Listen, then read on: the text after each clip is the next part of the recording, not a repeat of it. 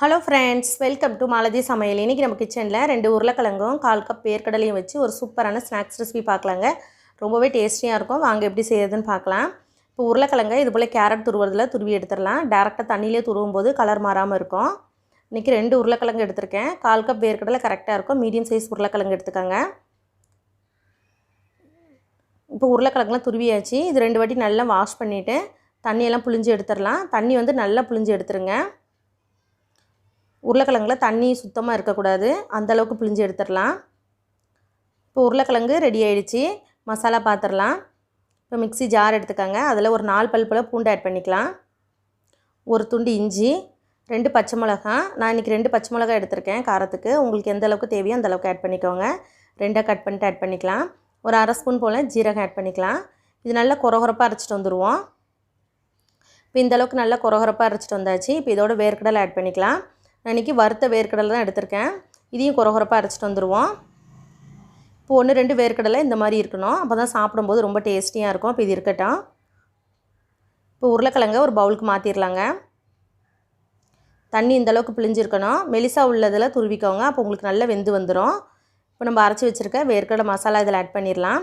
ஏற்கனவே நம்ம சேனலில் கேரட்டும் வேர்க்கடலையும் வச்சு ஒரு ஸ்நாக்ஸ் ரெசிபி பண்ணியிருக்கோங்க. அதோட லிங்க் நான் டிஸ்கிரிப்ஷனில் கொடுக்குறேன், செக் பண்ணிக்கோங்க. பொடியாக நறுக்கின ஒரு வெங்காயம் ஆட் பண்ணிக்கலாம். ஒரு 3 ஸ்பூன் அளவுக்கு அரிசி மாவு எடுத்திருக்கேன். கார்ன்ஃப்ளவர் மாவு கூட யூஸ் பண்ணிக்கலாம், கோதுமை மாவு கூட யூஸ் பண்ணிக்கலாங்க. ரெண்டுமே நல்லாயிருக்கும்.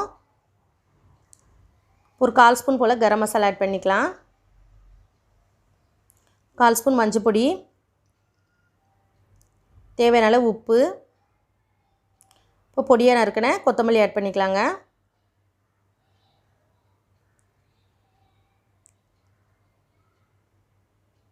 இப்போ தண்ணி எதுவும் ஊற்ற வேண்டாம். ஃபஸ்ட்டு நல்லா கையாலே வச்சு மிக்ஸ் பண்ணிடலாங்க. இப்போ உருளைக்கிழங்குல இருக்க ஈரப்பதமே கரெக்டாக இருக்கும். சப்போஸ் உங்களுக்கு தண்ணி தேவைப்பட்டுச்சுன்னா 1-2 ஸ்பூன் அளவுக்கு யூஸ் பண்ணிக்கோங்க. கொஞ்சம் தண்ணியாக இருந்த மாதிரி இருந்துச்சுன்னா ஒரு 2 ஸ்பூன் போல் அரிசி மாவு ஆட் பண்ணிக்கோங்க. இப்போ இந்த அளவுக்கு நல்லா மிக்ஸ் பண்ணியாச்சு. உப்பு மட்டும் செக் பண்ணிக்கோங்க. இந்தளவுக்கு நல்லா சாஃப்டாக வந்திருக்கு பாருங்கள்.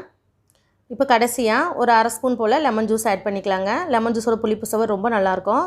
இப்போ இது ஈவனாக மிக்ஸ் பண்ணிடலாம். மிக்ஸ் பண்ணிவிட்டு நம்ம இன்றைக்கி பொரிச்சு எடுத்துடலாம். நான் இன்றைக்கி ஷாலோ ஃப்ரை தான் பண்ணுறேன். டீப் ஃப்ரை கூட பண்ணிக்கலாங்க. ரெண்டுமே நல்லாயிருக்கும். இது நல்லா மிக்ஸ் பண்ணியாச்சு. இப்போ இந்த அளவுக்கு இருக்கணும். ரொம்பவே டேஸ்டியாக இருக்கும். டீ போடுற டைமில் குயிக்காக முடிச்சிடலாம். ரொம்பவே டேஸ்டியாக இருக்குங்க.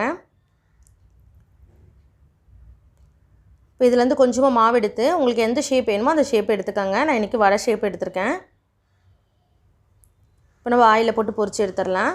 இப்போ பேனில் ஒரு 3-4 ஸ்பூன் அளவுக்கு சூடு பண்ணி வச்சுருக்கேங்க. இது ஒரு பக்கம் வேகட்டும். மிதமான தீயில் ஒரு 5 நிமிஷம் வேக வச்சிடலாம். மீடியம் ஃப்ளேமில் வச்சுக்கோங்க. இப்போ ஒரு பக்கம் வெந்துருச்சு, திருப்பி போட்டுடலாம்.